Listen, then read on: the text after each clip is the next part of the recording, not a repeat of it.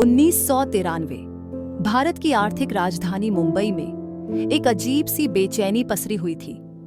बाबरी मस्जिद के विध्वंस के बाद सांप्रदायिक तनाव ने पूरे शहर को झुलसा दिया था।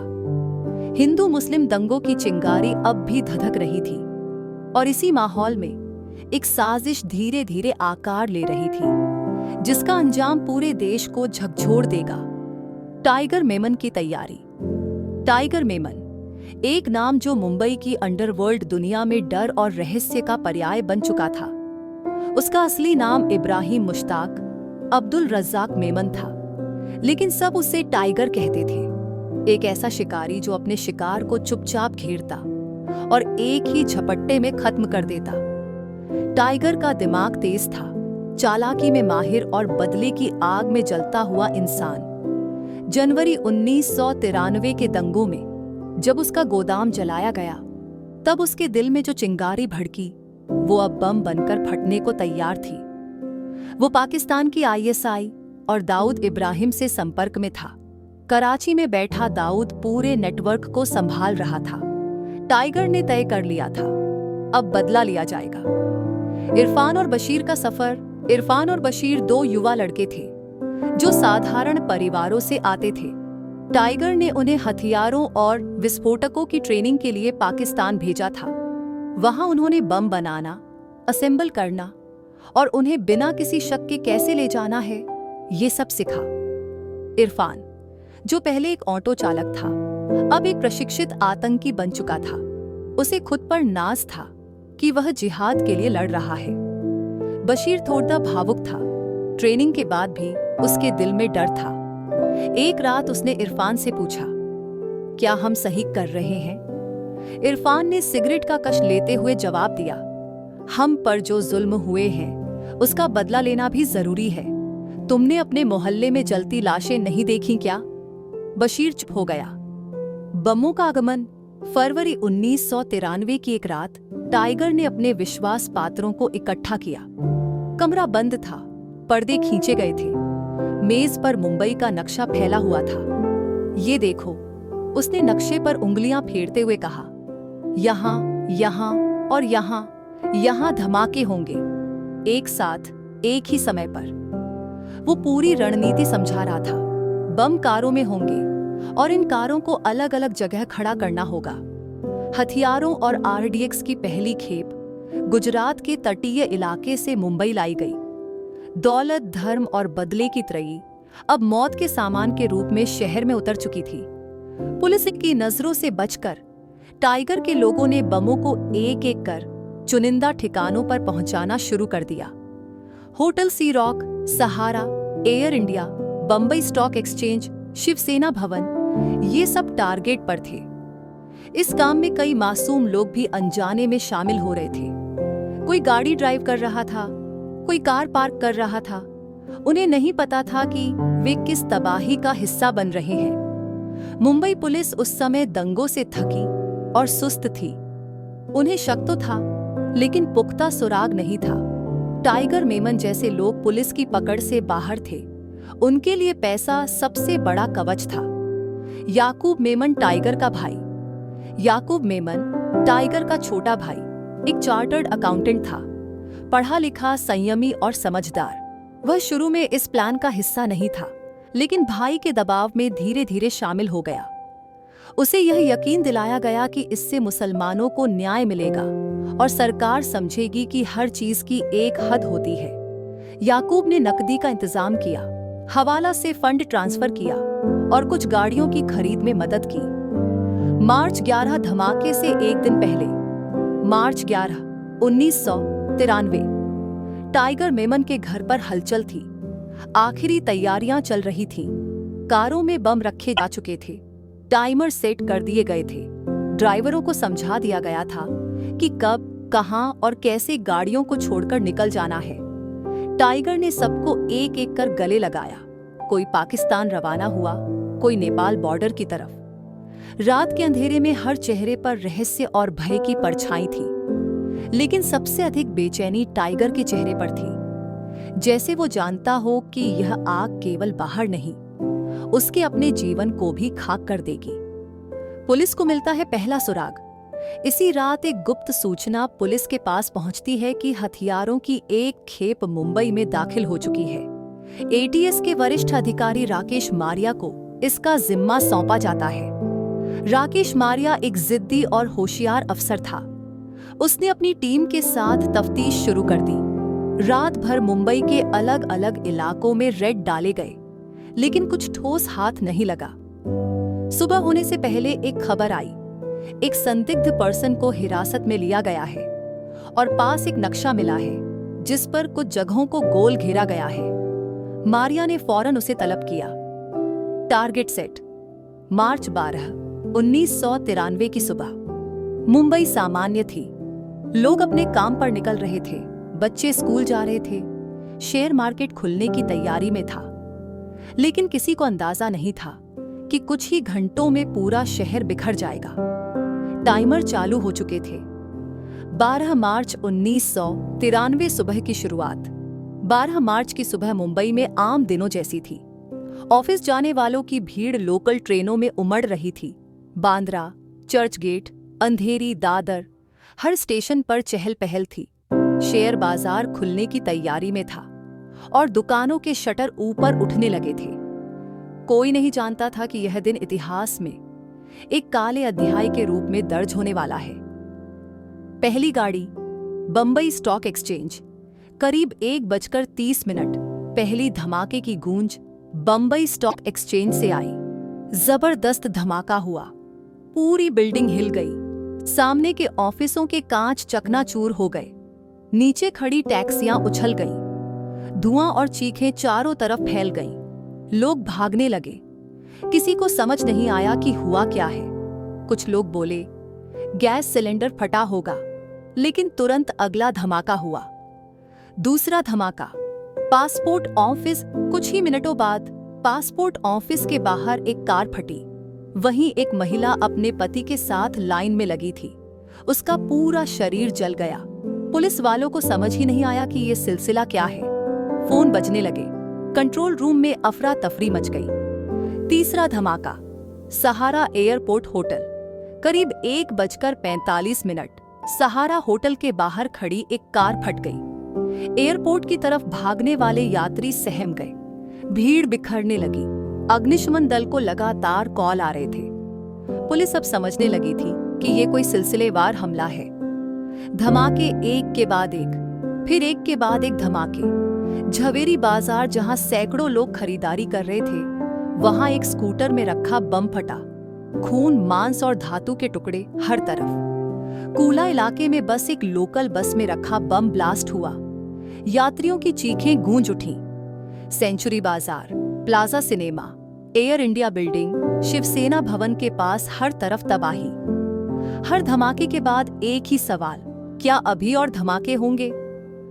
अस्पतालों का मंजर। मुंबई के केईएम, जेजे, सायन और नायर अस्पतालों में लाशों का अंबार लगने लगा। हर ऑपरेशन थिएटर फुल था। नर्सें रो रही थीं, डॉक्टर लगातार मरहम लगा रहे थे। एक महिला चिल्ला रही थी, मेरा बेटा कहाँ है? वो ऑफिस गया था।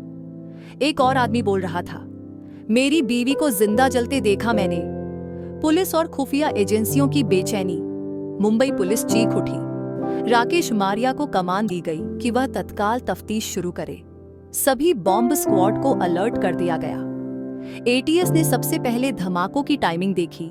सभी बम लगभग 1:30 से 2:15 के बीच फटे थे। मतलब सब प्लानिंग के तहत हुआ था। याकूब की घबराहट। टाइगर मेमन के भाई याकूब मेमन के चेहरे पर घबराहट थी। वो अपने फ्लैट में टीवी पर खबरें देख रहा था। न्यूज एंकर चिल्ला रहा था, अब तक 12 धमाके हो चुके हैं, 200 से ज्यादा लोग मारे गए हैं और सैकड़ों घायल हैं। याकूब ने सिर पकड़ लिया। उसने तो सोचा था एक संदेश जाएगा, लेकिन यहां तो नरसंहार हो गया। उसे अब डर लगने लगा कि पुलिस उसे पकड़ सकती है। वो लगातार टाइगर को कॉल कर रहा था, लेकिन टाइगर अब संपर्क में नहीं था। वो शायद नेपाल बॉर्डर से निकल चुका था। दाऊद की प्रतिक्रिया। कराची में बैठे दाऊद इब्राहिम ने जब टीवी पर खबरें देखी तो उसने अपने चेलों से कहा, बहुत तेज कर दिया टाइगर ने, अब मामला गड़बड़ हो सकता है। आईएसआई के एक अधिकारी ने कहा, अब तुम पीछे नहीं हट सकते, ये जंग का आगाज है। दाऊद चुप रहा। उसे अब चिंता थी कि इंटरपोल और भारत सरकार उसके पीछे पड़ जाएंगे। राकेश मारिया का पहला ब्रेक। शाम होते होते एक टैक्सी ड्राइवर ने पुलिस को खबर दी कि उसने एक संदिग्ध आदमी को होटल सी रॉक तक छोड़ा था। उसकी गाड़ी उसी धमाके के करीब खड़ी थी। टैक्सी ड्राइवर की बात से पुलिस को एक सुराग मिला। उसी समय एक लड़के को पकड़ा गया जिसने बम से भरी कार को शिवसेना भवन के पास छोड़ा था। उससे पूछताछ शुरू हुई। राकेश मारिया ने उसे धमकाया नहीं, बल्कि धीमे धीमे भरोसे से बात की। कौन था जो तुम्हें कार देकर गया? लड़का घबराया हुआ था। वह बोला, वो टाइगर मेमन का आदमी था। उसने कहा था बस पार्क करके चले जाना। नाम? मारिया ने पूछा। नहीं पता, लेकिन वो बांद्रा की ओर आता था। एक और खुलासा, बांद्रा में टाइगर मेमन का फ्लैट पुलिस के रडार पर आया, लेकिन वहां पहुंचने से पहले टाइगर और उसका परिवार गायब हो चुके थे। खाली फ्लैट में फाइलें, मैप्स और कुछ नक्शे मिले। राकेश मारिया अब लगभग यकीन कर चुका था कि इस पूरी साजिश के पीछे टाइगर मेमन और उसका नेटवर्क है। जनता का गुस्सा, शहर में गुस्सा उबाल पर था। लोग सड़कों पर आ गए। कुछ जगहों पर भीड़ ने मुस्लिम मोहल्लों की तरफ पत्थर फेंके। पुलिस को तैनात किया गया। मुख्यमंत्री ने प्रेस कॉन्फ्रेंस की। हम अपराधियों को पकड़कर रहेंगे, चाहे वो दुनिया के किसी कोने में क्यों न छुपे हों। बमों के मलबे से मिलती कड़ियां, बॉम्ब स्क्वाड ने कारों के नंबर, धमाके में इस्तेमाल हुए टाइमर और बैटरी का विश्लेषण किया। कई चीजें दुबई से लाई गई थीं, कुछ पाकिस्तान की थीं। जैसे जैसे जांच आगे बढ़ी, पुलिस को कई और नाम मिले। शारिक, समीर, यूसुफ, अनवर और गुल मोहम्मद, ये सब टाइगर मेमन के संपर्क में थे। टाइगर की जीत या हार? नेपाल में बैठे टाइगर ने कराची में फोन किया, काम हो गया, पूरा शहर हिला दिया मैंने। दूसरी तरफ दाऊद बोला, अब तू गायब हो जा, इंडिया में तू अब जिंदा नहीं बचेगा। टाइगर मुस्कुराया, लेकिन उसकी आंखों में हल्की चिंता थी। क्या उसने वाकई जीत हासिल की थी या अपने और अपने लोगों के लिए मौत का रास्ता खोल दिया था? जांच की सुई। बांद्रा से दुबई तक मुंबई पुलिस की जांच अब ठोस दिशा में आगे बढ़ रही थी। राकेश मारिया की अगुवाई में एक टीम ने टाइगर मेमन के फ्लैट पर छापा मारा था और वहां से जो दस्तावेज मिले, उन्होंने जांच का रुख बदल दिया। नक्शों में Bambai stock exchange, passport office और झवेरी बाजार चिन्हित थे। साथ ही कुछ नाम और पासपोर्ट नंबर थे जो दुबई में बनवाए गए थे।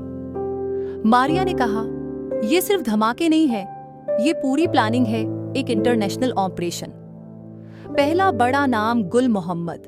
पुलिस को जल्दी ही गुल मोहम्मद नामक व्यक्ति की तलाश शुरू करनी पड़ी। उसके बारे में जानकारी मिली कि वो बांद्रा के खेरवाड़ी इलाके में एक दुकान चलाता था और हाल ही में दुबई गया था। छापेमारी में गुल मोहम्मद घर पर नहीं मिला, लेकिन उसके भाई को पकड़ लिया गया। पूछताछ में पता चला कि गुल फरवरी में दुबई गया था और वहीं से कुछ संदिग्ध सामान के साथ लौटा था। पुलिस को शक था कि वही बम सामग्री भारत लाया था। मारिया की तकनीक। राकेश मारिया ने अब संदिग्धों की सूची बनाई। उनके पते, यात्रा का रिकॉर्ड, फोन नंबर और रिश्तेदारों की जानकारी। जांच टीमों को विभिन्न इलाकों में भेजा गया। कुरला, धारावी, भिवंडी और नागपाड़ा। हर जगह से एक नई परत खुल रही थी। बमों का असली चेहरा याकूब मेमन। इसी बीच एक नई जानकारी सामने आई। याकूब मेमन, टाइगर मेमन का भाई, मुंबई में ही है। खबर मिली कि वो कहीं छिपा हुआ है और खुफिया एजेंसियों के संपर्क में आने की कोशिश कर रहा है। रॉ और सीबीआई को खबर दी गई। याकूब खुद नहीं चाहता था कि उसका नाम भी इस खून खराबे में जुड़े। उसने कुछ अधिकारियों से संपर्क किया और कहा, मैं कुछ बताना चाहता हूं, लेकिन मेरी और मेरी बीवी की सुरक्षा चाहिए। सरकार ने बातचीत शुरू की। यही वो पल था जब पूरा केस नया मोड़ लेने वाला था। याकूब की पहली गवाही। याकूब को एक सुरक्षित स्थान पर लाया गया। वहां उसने पहली बार मुंह खोला। मेरे भाई टाइगर ने बम धमाकों की योजना बनाई थी। उसने पाकिस्तान से प्रशिक्षण दिलवाया, हथियार मंगवाए और सबको तैनात किया। मैं उसके साथ था, लेकिन मैं सिर्फ योजना में शामिल था, धमाकों में नहीं। मारिया ने पूछा, कितने लोग पाकिस्तान गए थे? याकूब बोला, करीब 15 से 20 लोग। उन्हें रावलपिंडी और कराची में ट्रेनिंग मिली। वहीं उन्हें RDX, AK-15 और टाइमर का प्रशिक्षण मिला। पाकिस्तान का नाम। अब भारत सरकार को यह साबित करने का मौका मिला कि इन हमलों में पाकिस्तान की खुफिया एजेंसी ISI की भूमिका थी। याकूब ने बताया कि ISI के अफसरों ने कैंप में सीधे संपर्क किया। ट्रेनिंग देने वाले लोग पाकिस्तानी आर्मी की वर्दी में थे। विस्फोटक पाकिस्तान से ही लाए गए थे। इस बयान ने राजनीतिक भूचाल ला दिया। केंद्र सरकार ने इंटरनेशनल स्तर पर पाकिस्तान के खिलाफ साक्ष्य पेश करने की तैयारी शुरू की। गिरफ्तारियां तेज होती हैं। पुलिस अब और ज्यादा तेजी से संदिग्धों को पकड़ रही थी। मार्च के आखिरी हफ्ते तक दर्जनों लोग पकड़े जा चुके थे। शारिक, समीर, अनवर, इम्तियाज, फिरोज। हर गिरफ्तारी के साथ एक नई कहानी सामने आ रही थी। कैसे हथियार समुद्री तट पर उतारे गए, कैसे ट्रेनिंग के बाद सब मुंबई लौटे और कैसे सबको अलग अलग धमाकों की जिम्मेदारी दी गई। धमाके से पहले की रात पकड़े गए एक अभियुक्त ने बताया कि धमाकों से ठीक एक रात पहले सभी लोग एक गोदाम में जमा हुए थे। वहां टाइगर मेमन ने अंतिम निर्देश दिए थे, कल दोपहर 1 बजे सब कुछ खत्म हो जाएगा, कोई गलती नहीं होनी चाहिए। सबको मोबाइल टाइमर सेट कर दिए गए। जिन गाड़ियों में बम रखे गए थे उन्हें अच्छी तरह ट्रायल कर लिया गया था। धमाकों के बाद भागना। धमाके होते ही अधिकांश आरोपी या तो नेपाल बॉर्डर की ओर भागे या किसी सुरक्षित ठिकाने में छिप गए। कुछ तो मुंबई में ही थे, लेकिन पहचान बदल चुके थे। पुलिस ने उन सभी पर लुकआउट नोटिस जारी किया। एयरपोर्ट, रेलवे स्टेशन और बस डिपो पर निगरानी बढ़ा दी गई। दाऊद की बढ़ती परेशानी। इस बीच कराची में बैठे दाऊद इब्राहिम को खबर मिली कि याकूब मेमन को पकड़ लिया गया है और वह सब कुछ उगल रहा है। दाऊद ने अपने खास आदमी छोटा शकील से कहा, अगर वो बोलता गया तो हम सब फंस जाएंगे। याकूब को खामोश करना होगा। लेकिन अब देर हो चुकी थी। टाडा कोर्ट और जांच आयोग। सरकार ने टाडा आतंकवाद विरोधी अधिनियम के तहत सभी आरोपियों पर केस दर्ज किए। जांच आयोग बना और सुनवाई के लिए एक विशेष अदालत गठित की गई। पुलिस ने अदालत में कहा, ये कोई साधारण अपराध नहीं है, ये एक सुसंगठित आतंकवादी हमला है जिसमें पाकिस्तान की खुफिया एजेंसी की सीधी भूमिका है। जनता में डर और आक्रोश। मुंबई की आम जनता अब भी सदमे में थी। चर्चगेट से लेकर कुर्ला तक हर आदमी ने किसी न किसी को खोया था। एक चाय वाला कहता है, भाई अब किस पर भरोसा करें? जो हमारे साथ खड़े होते हैं वही हम पर बम फोड़ देते हैं। एक बुजुर्ग महिला बोली, हमने दंगे देखे थे लेकिन ऐसा नरसंहार कभी नहीं देखा। मीडिया की भूमिका। अखबारों की हेडलाइन हर दिन बदल रही थी। मुंबई में जख्मी शहर की चीखें, बॉम्बे ब्लास्ट, टाइगर मेमन का नाम सामने, दाऊद और ISI के तार जुड़ते जा रहे हैं। टीवी चैनलों पर बहस हो रही थी, क्या भारत को पाकिस्तान के खिलाफ सैन्य कदम उठाना चाहिए? याकूब के बयान से बवंडर। याकूब मेमन की गवाही कोर्ट में दाखिल हुई। उसने सबूतों के साथ बताया कि कैसे पाकिस्तान में ट्रेनिंग हुई, कैसे दाऊद ने मदद की और कैसे टाइगर ने सबकी जिम्मेदारी बांटी। अदालत में एक ही सन्नाटा था जब याकूब बोला, मुझे अफसोस है कि मैं इस योजना का हिस्सा बना। मैंने सोचा था कि ये बदला होगा, पर ये एक नरसंहार निकला। अगला कदम, इंटरपोल रेड नोटिस। भारत सरकार ने टाइगर मेमन, दाऊद इब्राहिम, छोटा शकील और कई अन्य के खिलाफ इंटरपोल में रेड कॉर्नर नोटिस जारी कराया। अब ये सिर्फ भारत का केस नहीं था, अब ये एक अंतर्राष्ट्रीय आतंकवाद का मामला बन चुका था। गिरफ्तारी की लहर। मुंबई पुलिस की विशेष टीम दिन रात काम कर रही थी। हर दिन एक नई गिरफ्तारी होती थी। एक के बाद एक संदिग्धों की परतें खुलती जा रही थी। कईयों ने खुद को बेकसूर बताया, तो कई ऐसे थे जो पुलिस के सामने टूट गए। इम्तियाज गुलाम शेख, अजहर अमीन, मोइनुद्दीन खान और रियाज सिद्दीकी, ये सभी ऐसे नाम थे जो धमाकों से जुड़े तारों में उलझे हुए थे। पुलिस ने अलग अलग जगहों पर छापा मारा और हर बार नए सुराग मिले। एक पुलिस अफसर ने मारिया से कहा, सर, लगता है इन सबके पास कोई कोड था, कोई भाषा जो सिर्फ इन्हें समझ आती थी। मारिया बोला, कोड नहीं, ये आतंक का नेटवर्क है। अब हम सिर तक पहुंचने ही वाले हैं। धमाकों की योजना की पुष्टि। गिरफ्तार आरोपियों से पूछताछ के दौरान पुलिस को इस बात की पुष्टि मिल गई कि टाइगर मेमन और दाऊद इब्राहिम ने पूरी साजिश तैयार की थी। बम धमाकों का खाका दुबई में बना था। प्रशिक्षण पाकिस्तान में हुआ था। आरडीएक्स समुद्री मार्ग से भारत लाया गया था। गाड़ियां चोरी की गई थीं और उनमें बम फिट किए गए थे। यह सिर्फ बदले की भावना नहीं थी, ये एक इंटरनेशनल ऑपरेशन था जिसमें योजनाबद्ध आतंक था। पुलिस हिरासत में खुलासे, हर आरोपी की अलग कहानी थी, मगर सभी कहानियों का अंत टाइगर और दाऊद तक जाता था। अमीन कासिम, एक शातिर दिमाग जिसने होटल सी रॉक में मीटिंग्स अटेंड की थी, बोला, हमने सोचा था कि बाबरी का बदला लेंगे। हमें बताया गया था कि अब हमारे साथ इंसाफ होगा। लेकिन मारिया ने पलटकर कहा, इंसाफ मासूमों के खून से नहीं होता। जो किया वो सिर्फ दहशत थी। टाडा कोर्ट में सुनवाई शुरू। बंबई की विशेष टाडा अदालत में अब केस दाखिल होने लगे थे। वकीलों की फौज तैयार थी। अभियोजन पक्ष का नेतृत्व कर रहे थे उज्ज्वल निकम, जो पहले भी बड़े केस लड़ चुके थे। अदालत में माहौल गर्म था। आरोपी पंक्ति में खड़े थे और जज के चेहरे पर गंभीरता थी। पहली पेशी में ही 25 अभियुक्तों को कोर्ट में लाया गया।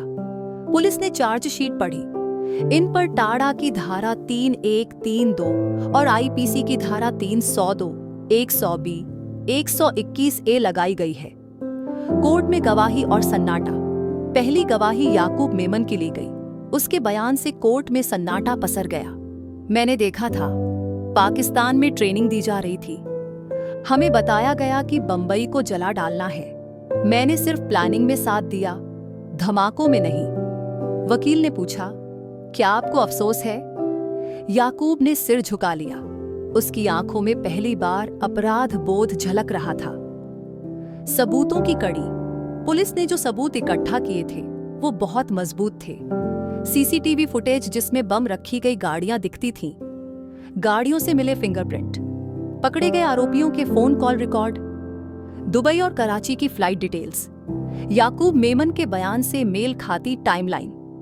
कोर्ट ने कहा, यह मामला भारत के इतिहास का सबसे बड़ा आतंकवादी हमला है। इसकी गहराई तक जाना होगा। एक गवाह जिससे सब कुछ बदल गया। एक दिन कोर्ट में एक नया गवाह सामने आया, फैसल मिर्जा। वो पहले टाइगर मेमन के लिए काम करता था। उसने कहा, मैंने खुद देखा कि कैसे टाइगर ने गाड़ियों में बम लगवाए। उसने कहा था, ये बंबई को सबक सिखाने का वक्त है। उसकी गवाही से केस और मजबूत हो गया। दाऊद की चुप्पी और विदेश की चालें। उधर दाऊद अब भी पाकिस्तान में बैठा था। उसकी गिरफ्तारी के लिए भारत सरकार ने हर इंटरनेशनल एजेंसी को पत्र लिखा था, इंटरपोल, यूएन, यूएई प्रशासन। लेकिन हर जगह से जवाब आता था, उसके ठिकाने की पुष्टि नहीं हुई है। दाऊद की ओर से कोई बयान नहीं आया। वो अपने महलनुमा बंगले से बाहर नहीं निकला, मगर अंदर ही अंदर उसका नेटवर्क भारत में अब भी सक्रिय था। जनता का आक्रोश। हर बार जब आरोपी कोर्ट में पेश होते, भीड़ कोर्ट के बाहर खड़ी हो जाती।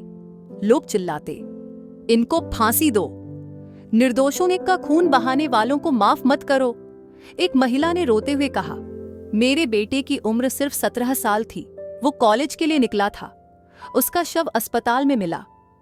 उसका चेहरा आंसुओं से भीगा था, लेकिन उसकी आंखों में गुस्सा और न्याय की उम्मीद साफ झलक रही थी। राजनीतिक तूफान। मामले ने संसद तक हिला दिया था। विपक्ष और सरकार में आरोप प्रत्यारोप शुरू हो गए। एक सांसद बोला, सरकार को जवाब देना होगा। कैसे पाकिस्तान से आया आदमी मुंबई के बीचों बीच धमाका कर गया। गृह मंत्रालय ने कहा, हम हर प्रयास कर रहे हैं, न्याय जरूर होगा। देश भर में ब्लैक फ्राइडे एक प्रतीक बन गया था, बर्बादी का, दर्द का और इंतजार का। अगली सुनवाई और सजा का साया। अब अदालत में धीरे धीरे गवाहों की सूची पूरी हो रही थी। हर गवाही के साथ केस और मजबूत हो रहा था। राकेश मारिया ने मीडिया से कहा, हमने सबूतों के पहाड़ तैयार किए हैं, अब फैसला अदालत को करना है। जज ने अगली सुनवाई की तारीख तय की, 1 महीने बाद, और पूरे देश की निगाहें उस दिन पर टिक गईं। अदालत के गलियारे में इंतजार। मुंबई की टाडा अदालत में सुबह से हलचल थी। मीडिया, पुलिस, वकील और आरोपी, हर कोई एक ही फैसले का इंतजार कर रहा था। वर्षों की जांच, सैकड़ों गवाह और हजारों पन्नों की चार्जशीट अब एक मोड़ पर पहुंचने वाली थी। जज ने कोर्ट में आते ही कहा, आज अदालत 100 से अधिक आरोपियों पर निर्णय सुनाएगी। न्याय प्रक्रिया लंबी रही पर निर्णायक है। हॉल में सन्नाटा था। दोष सिद्ध याकूब मेमन। पहले जिन नामों की घोषणा हुई उनमें सबसे बड़ा नाम था याकूब मेमन। जज बोले, अदालत ने पाया कि याकूब मेमन ने देशद्रोह, षड्यंत्र और आतंकवादी गतिविधियों में सक्रिय रूप से भाग लिया। उसे दोषी करार दिया जाता है। याकूब की आंखें बंद थीं। उसने सांस छोड़ी और सिर झुका लिया। उसकी पत्नी, जो कोर्ट में बैठी थी, रोने लगी। सजाए लंबी सूची। कोर्ट ने फैसला सुनाते हुए कहा, याकूब मेमन मौत की सजा। इम्तियाज गुलाम शेख उम्र कैद। रियाज सिद्दीकी 10 साल कठोर कारावास। अजहर अमीन साक्ष्यों के अभाव में बरी। कई अन्य विभिन्न धाराओं में 7 साल से लेकर उम्र कैद तक की सजाएं। हर फैसले के बाद कोर्ट रूम में सन्नाटा और उबलता हुआ गुस्सा दोनों महसूस होते। जेल के भीतर याकूब अब नासिक जेल में था। उसके पास अब सिर्फ एक रास्ता था, राष्ट्रपति के पास दया याचिका भेजने का।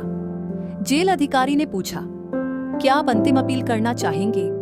याकूब ने कहा, मैंने जो किया उसके लिए मैं जिम्मेदार हूं, लेकिन मैंने बम नहीं रखे। साजिश में था, पर मुझे फांसी नहीं मिलनी चाहिए। दया याचिका और देश का बांटवारा। याकूब की दया याचिका ने पूरे देश को 2 खेमों में बांट दिया। कुछ बुद्धिजीवियों ने कहा, याकूब ने खुद लौटकर सरेंडर किया था, वो मुख्य अपराधी नहीं था। वहीं पीड़ित परिवारों ने कहा, उसने साजिश में हिस्सा लिया। 257 लोग मरे और वो खुद को निर्दोष बता रहा है। मीडिया पर बहस तेज हो गई। टीवी डिबेट में गुस्सा, दर्द और सियासी चालें एक साथ दिखने लगी। टाइगर मेमन लापता पर जिंदा। टाइगर अभी पकड़ से दूर था। रॉ और आईबी की रिपोर्ट्स बताती थी कि वो अब भी पाकिस्तान के कराची में रहता है, आईएसआई की सुरक्षा में। उसकी तस्वीरें तक कुछ रिपोर्टों में आईं, लेकिन कोई कार्रवाई नहीं हुई। भारत सरकार ने एक बार फिर Interpol red corner notice update किया, लेकिन टाइगर की हंसी अब भी किसी वीडियो से आती थी, जैसे वो कह रहा हो, मुझे पकड़ नहीं सकते। दाऊद इब्राहिम साया या हकीकत? दाऊद की उपस्थिति अब भी एक रहस्य बनी हुई थी। सीबीआई की रिपोर्ट बताती थी कि उसका नेटवर्क अब भी दिल्ली, मुंबई, दुबई और कराची तक फैला है। वह मादक पदार्थों, हथियारों और हवाला कारोबार से करोड़ों कमा रहा है। उसने 1993 के बाद भी कई घटनाओं में परोक्ष रूप से भूमिका निभाई। भारत सरकार ने कई बार पाकिस्तान से प्रत्यर्पण मांगा, मगर हर बार जवाब एक ही था, दाऊद हमारे देश में नहीं है। अंतिम दिन फांसी की सुबह, 30 जुलाई 2015 की सुबह याकूब मेमन को फांसी दी जानी थी। जेल में विशेष सुरक्षा थी। सुबह 5 बजे उसे उठाया गया। उसे सफेद कुर्ता पायजामा पहनाया गया। जेल अधिकारी ने पूछा, कोई अंतिम इच्छा? याकूब बोला, मेरे वालिद और भाई की कब्र के पास दफनाया जाऊं। जेल के रिकॉर्ड में दर्ज हुआ, अंतिम वाक्य, मैं अल्लाह से माफी मांगता हूं। 5:30 पर उसे फांसी दे दी गई। मुंबई की सुबह कुछ हल्की कुछ भारी। उस सुबह मुंबई में बारिश हो रही थी। लोग घरों से निकले, अखबार में खबर पढ़ी। याकूब मेमन को फांसी। किसी ने चैन की सांस ली, किसी की आंख नम हो गई। एक बच्ची जिसकी मां धमाकों में मरी थी अपने पिता से पूछ रही थी, अब सब ठीक हो गया पापा? उसके पिता बोले, ठीक तो कभी नहीं होगा, लेकिन अब इंसाफ मिला है। इंसाफ या प्रतीक्षा? ब्लैक फ्राइडे का एक बड़ा अध्याय खत्म हो गया था, लेकिन अब भी बहुत से सवाल बचे थे। टाइगर मेमन कहाँ है? दाऊद कब पकड़ा जाएगा? क्या सिर्फ एक याकूब को फांसी देकर पूरा हिसाब बंद हो सकता है? अदालत ने अपना काम कर दिया था, पुलिस ने सबूत दिए, गवाहों ने बयान, मगर देश का दिल अब भी थोड़ा टूटा हुआ था। अंतिम संवाद। एक पत्रकार ने राकेश मारिया से पूछा, क्या आपको लगता है कि यह केस खत्म हो गया? मारिया ने मुस्कुराते हुए जवाब दिया, न्याय हुआ है, लेकिन जब तक टाइगर और दाऊद जिंदा हैं, तब तक यह केस जीवित है। कराची शहर के क्लिफ्टन इलाके में एक आलीशान बंगला, ऊंची दीवारें, सीसीटीवी कैमरे, निजी गार्ड और भीतर एक शख्स जो हमेशा मुस्कुराता है, टाइगर मेमन। यहीं से वो फोन करता है, निर्देश देता है, पैसे भेजता है और अपने जाल को संभालता है। उसका छोटा भाई अयूब, जो अब भी भारत में था, उससे हर हफ्ते कॉल पर जुड़ता था। टाइगर बोला, अब्बा को बोलना, मैं उन्हें जल्दी बुलाऊंगा, यहाँ सब इंतजाम है। भारत की खुफिया कोशिशें। RW research and analysis wing के ऑफिस में टाइगर और दाऊद पर फाइलें टेबल पर फैली थीं। एक अफसर ने कहा, हम जानते हैं कि टाइगर पाकिस्तान में है, लेकिन हमें पुख्ता सबूत चाहिए जो दुनिया के सामने रखे जा सके। दूसरा बोला, दाऊद भी वही है, लेकिन वो अब सिर्फ अपराधी नहीं, रणनीतिक मोहरा है ISI का।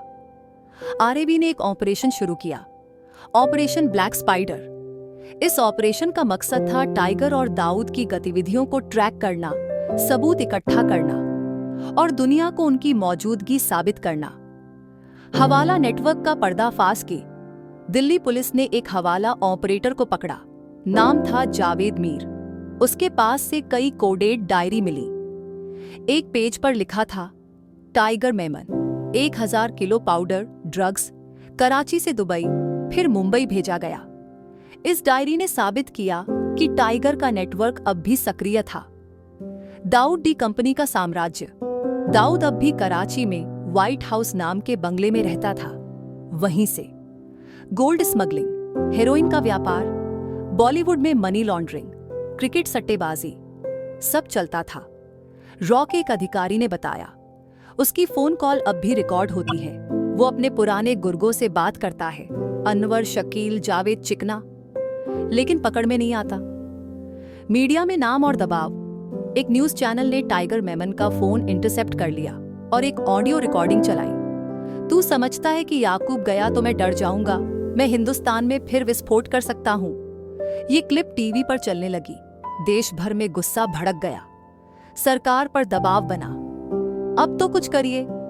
कराची में मिशन की तैयारी। RAB ने ISI के भीतर मौजूद एक भेदिए को एक्टिवेट किया। नाम कोड नेम शैडो। शैडो ने बताया, टाइगर हर शुक्रवार क्लिफ्टन मस्जिद जाता है। उसके साथ 2 गनमैन होते हैं। उसके बंगले में एक सुरंग है जो पीछे के गली तक जाती है। अब रॉ और भारत सरकार के पास एक विकल्प था, कोवर्ट ऑपरेशन, लेकिन इसके लिए पाकिस्तान की सीमा के अंदर जाना था, जो अंतर्राष्ट्रीय स्तर पर संवेदनशील हो सकता था। भारत के भीतर भी टाइगर का डर। टाइगर का नाम अब भी मुंबई के अंडरवर्ल्ड में बॉस की तरह लिया जाता था। छोटा शकील और उसके आदमी अब भी उसके संपर्क में थे। एक दिन एक सीनियर पुलिस अफसर को धमकी भरा फोन आया, तेरा नाम मुझे मालूम है, तेरे बच्चे कहाँ स्कूल जाते हैं वो भी मालूम है, टाइगर नाम याद रखना। मुंबई पुलिस ने सुरक्षा बढ़ा दी, लेकिन डर अब भी जिंदा था। दाऊद की बेटी की शादी, वर्ष 2005।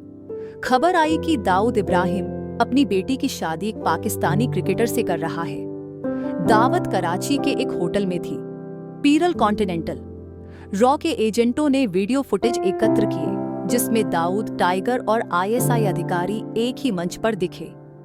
भारत ने यह फुटेज संयुक्त राष्ट्र और अमेरिका को सौंपा। अब अमेरिका भी मानने लगा कि पाकिस्तान आतंकवादियों को शरण दे रहा है। टाइगर की हंसी एक और धमाका। एक खुफिया रिपोर्ट के अनुसार टाइगर ने अफगान बॉर्डर के रास्ते भारत में फिर से विस्फोट कराने की कोशिश की, लेकिन दिल्ली, मुंबई और बेंगलुरु में अलर्ट घोषित कर दिया गया। एक संदिग्ध को नेपाल बॉर्डर से पकड़ा गया। उसने बताया, मुझे कराची से ट्रेनिंग दी गई थी, टाइगर मेमन से पैसे आए थे। इसने साबित कर दिया कि टाइगर अभी भी सक्रिय है। जनता की आवाज। एक मां जिसने 1993 में अपने पति को खोया था, एक इंटरव्यू में बोली, याकूब को तो आप फांसी दे चुके हैं, लेकिन असली गुनहगार टाइगर और दाऊद अब भी जिंदा है। इंसाफ अधूरा है। देश भर में प्रदर्शन शुरू हो गए। टाइगर को लाओ, दाऊद को सजा दो। अंतर्राष्ट्रीय प्रयास। भारत ने अमेरिका, यूएई और इंटरपोल के साथ मिलकर नई रणनीति बनाई। टाइगर और दाऊद की संपत्ति जब्त करना, उनके बैंक अकाउंट फ्रीज करना, पाकिस्तान पर दबाव डालना। अमेरिका ने उन्हें ग्लोबल टेररिस्ट्स घोषित किया। अब उनके ऊपर दुनिया की नजर थी। टाइगर मेमन अब शांत नहीं बैठा था। याकूब की फांसी के बाद उसने पाकिस्तान के एक खुफिया अधिकारी से कहा, अब मेरी बारी है। हिंदुस्तान ने हमारे आदमियों को मारा है, मैं उनके दिल में फिर डर पैदा करूंगा। प्लान बन चुका था। भारत में फिर एक बड़ा धमाका।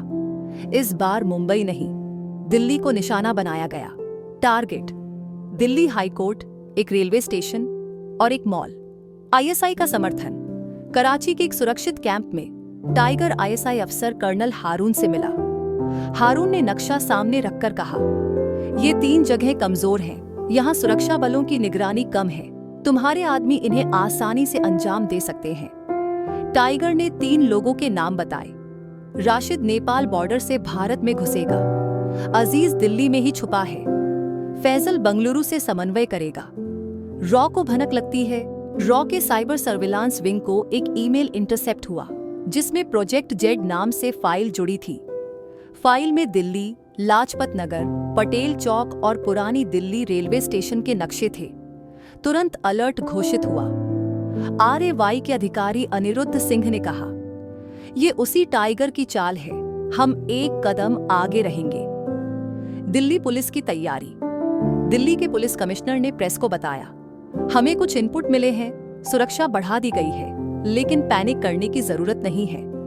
दिल्ली की गलियों में अब हर कोने पर पुलिस, हर स्टेशन पर डॉग स्क्वाड और हर मॉल में मेटल डिटेक्टर नजर आ रहे थे। मिशन निशान। रॉ ने मिशन निशान की शुरुआत की। इसके तहत नेपाल बॉर्डर पर स्पेशल ऑप्स टीम भेजी गई।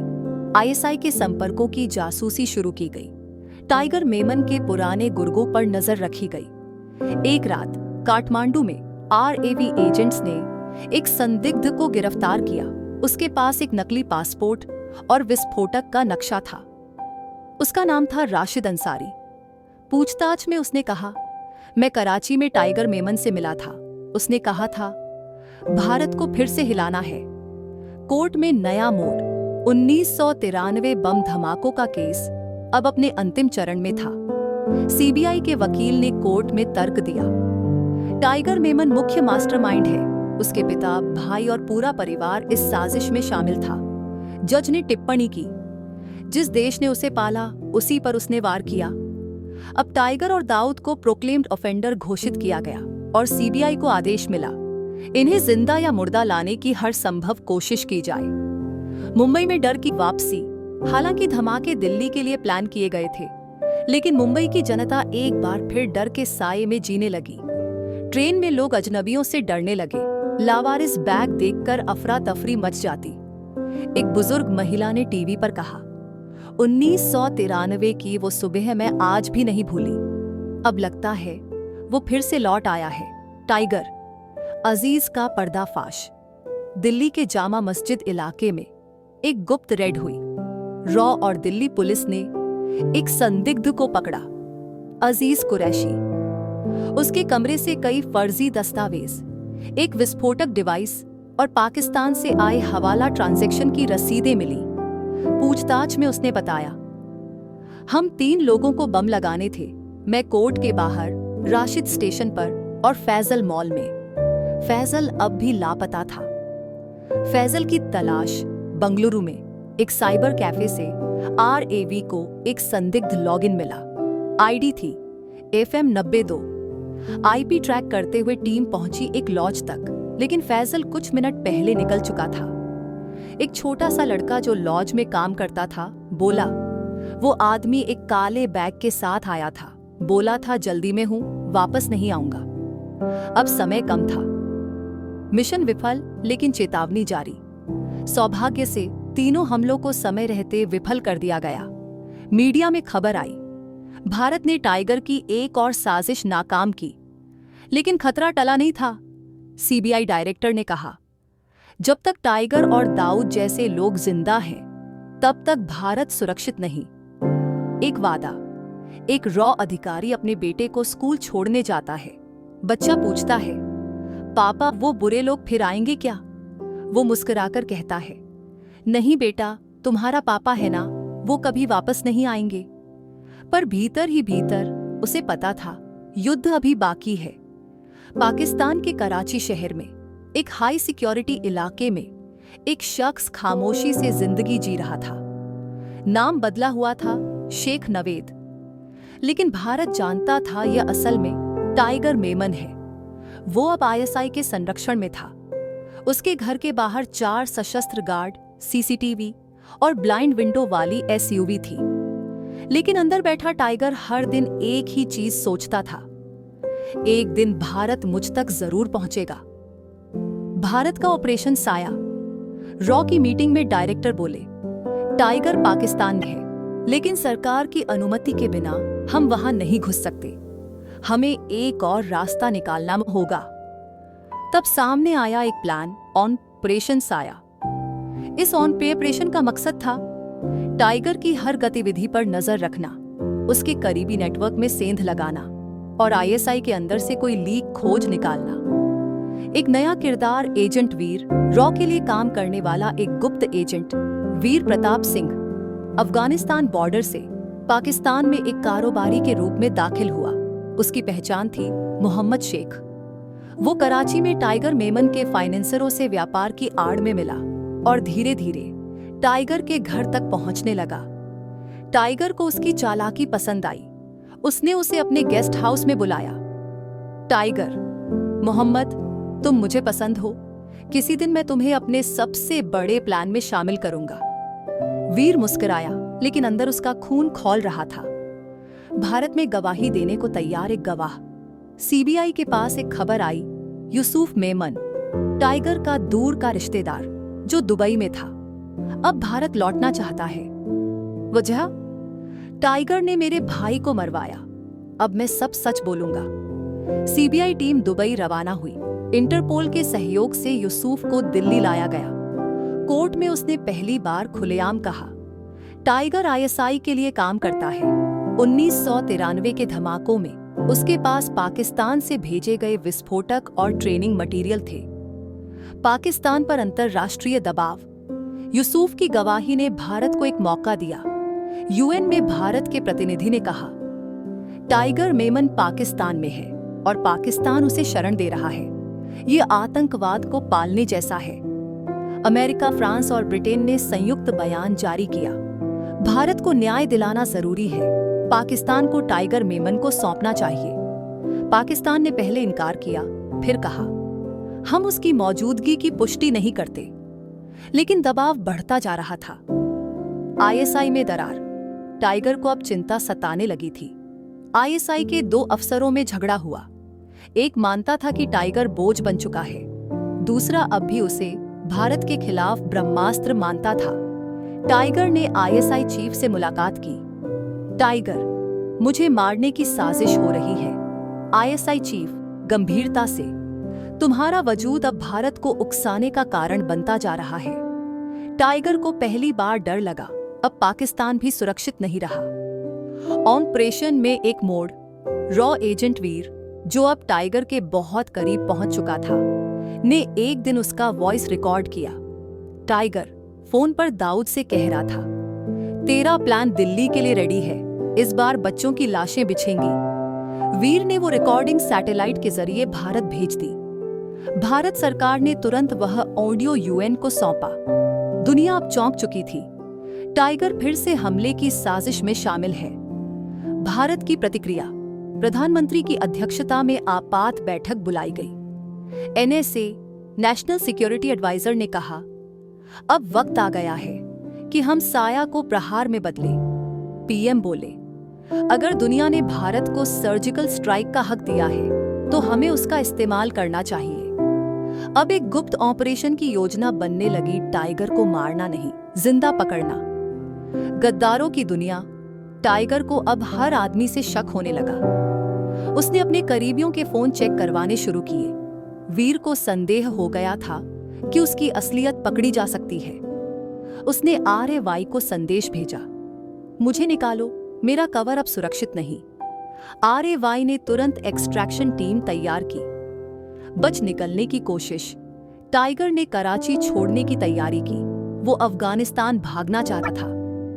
एक रात काले कपड़े पहने 2 लोग उसके गार्ड्स को चुपचाप बेहोश करके अंदर घुसे। टाइगर को हथकड़ी लग चुकी थी। उसके सामने खड़ा था एजेंट वीर। वीर, भारत ने तुमसे बहुत लिया, अब तुझे भारत को कुछ लौटाना होगा, अपने गुनाहों की सजा। भाग 8 का अंत। कराची की एक सुनसान सड़क से एक हेलीकॉप्टर उड़ाने भरता है। उसमें बैठा है टाइगर मेमन, बेहोश और हथकड़ी में। रॉ ने आखिरकार वो कर दिखाया जो नामुमकिन माना जाता था। लेकिन भारत में अभी इसकी खबर नहीं फैली थी, क्योंकि अगला कदम था उसे भारत लाकर कोर्ट में पेश करना। क्या टाइगर को भारत लाया जा सकेगा या आईएसआई उसका रास्ता रोकेगा? क्या दाऊद अब खतरनाक प्रतिक्रिया देगा? टाइगर मेमन को कराची से रॉ की विशेष टीम ने अफगानिस्तान बॉर्डर तक लाया था। एक गुप्त समझौते के तहत अफगान सुरक्षा एजेंसियों की मदद मिली और वह काबुल से एक भारतीय सैन्य विमान में लादकर भारत लाया गया। उस रात दिल्ली में लैंड होते ही टाइगर की नींद खुली। चारों ओर कमांडोज और सामने एक चेहरा, CBI director S Malik. Malik, वो दिन याद है जब तुमने कहा था भारत कुछ नहीं कर सकता? अब तुम यहीं हो अपने गुनाहों के दरबार में। टाइगर ने पहली बार चुप्पी ओढ़ ली। कोर्ट में सनसनी। सुप्रीम कोर्ट को बंद कमरे में एक आपात सूचना दी गई। टाइगर मेमन भारत में है, उसे पेश किया जाएगा। पूरे देश में सनसनी फैल गई। न्यूज चैनलों की हेडलाइन, 1993 का मास्टरमाइंड अब भारत की जेल में। 28 साल बाद न्याय की शुरुआत। जब टाइगर को कोर्ट में लाया गया, पत्रकारों की भीड़ बेकाबू थी। लेकिन कोर्ट ने साफ कहा, यह भारत के न्याय तंत्र की सबसे बड़ी परीक्षा है। टाइगर की जमानत याचिका। टाइगर मेमन ने अपने वकीलों के जरिए कोर्ट में पहला बयान दिया, मुझे आईएसआई ने मजबूर किया, मैं निर्दोष हूं। सीबीआई ने कड़ा जवाब दिया, ये वही आदमी है जिसने सैकड़ों निर्दोषों को मौत के घाट उतारने की साजिश रची। सीबीआई ने पुख्ता सबूत पेश किए। याकूब मेमन की गवाही, यूसुफ मेमन का बयान, आरएवाई की रिकॉर्डिंग्स और दुबई व कराची के फाइनेंशियल ट्रांजैक्शन। जज ने कहा, प्रथम दृष्टया अपराध बहुत गंभीर हैं, जमानत नामंजूर। दाऊद इब्राहिम का जवाब। इस खबर से सबसे ज्यादा झटका किसी को लगा तो वो था दाऊद इब्राहिम। उसने दुबई से आईएसआई हेडक्वार्टर को फोन किया, तुमने मेरा आदमी मुझसे छीन लिया, ये धोखा है। आईएसआई ने जवाब दिया, वो तुम्हारा आदमी था, अब नहीं है, तुम्हारी चुप्पी जरूरी है। दाऊद गुस्से में बोला, अगर टाइगर को सजा हुई तो दिल्ली का दिल दहला दूंगा। मुंबई में अलर्ट। आईबी को एक इंटरसेप्ट मिला। दाऊद के एक आदमी ने कहा, बॉस का आदेश है, D-Day 2 की तैयारी करो। मुंबई, दिल्ली और अहमदाबाद में हाई अलर्ट घोषित कर दिया गया। एटीएस, एनआईए, एनएसजी सब मोर्चे पर लग गए। लेकिन इस बार भारत तैयार था। जेल के अंदर टाइगर को अंडमान की एक हाई सिक्योरिटी जेल में रखा गया, जहां 24 घंटे कैमरे और कोई बाहरी संपर्क नहीं था। सीबीआई उससे रोज पूछताछ करती। एक दिन पूछने पर, क्या तुम्हें पछतावा है? टाइगर बोला, पछतावा नहीं, मैं फिर मौका मिले तो वही करूंगा। भारत ने हमारे लोगों को मारा था, हमने उसका जवाब दिया। यह बयान सामने आते ही देश में आक्रोश फैल गया। गवाही पर आधारित केस टाइगर पर 300 से ज्यादा धाराओं में मुकदमा दर्ज हुआ। हत्या, साजिश, देशद्रोह, आतंकवाद फैलाना। याकूब मेमन की पूर्व गवाही, यूसुफ की क्लिपिंग्स और अफगानिस्तान में मिली डायरी को आधार बनाया गया। सीबीआई डायरेक्टर बोले, हमारा लक्ष्य केवल सजा नहीं, मिसाल कायम करना है। अमेरिका की चेतावनी। दाऊद की धमकी के बाद अमेरिका ने भारत को संदेश भेजा, हमारे नागरिक भी खतरे में हो सकते हैं, सुरक्षा बढ़ाइए। भारत ने अमेरिकी दूतावासों को सुरक्षित जोन में बदल दिया। एफबीआई ने भी दाऊद के नेटवर्क की जांच तेज कर दी। इस बीच टाइगर की पत्नी और बेटों के बारे में भी पूछताछ हुई। क्या वे अब भी पाकिस्तान में हैं? टाइगर का कबूलनामा। सीबीआई ने टाइगर से लंबी पूछताछ की। वह पहले झूठ बोलता रहा। फिर एक रात जब उससे पूछा गया, तुमने विस्फोट क्यों करवाए? वह चुप रहा। फिर फुसफुसाकर बोला, क्योंकि उस रात बाबरी मस्जिद गिराई गई थी। मैंने देखा था, मुसलमान जल रहे थे, मेरा खून खौल गया था। सीबीआई अफसर बोला, तो क्या मासूमों की जान लेना न्याय है? टाइगर चुपचाप आंसू पोंछता रहा।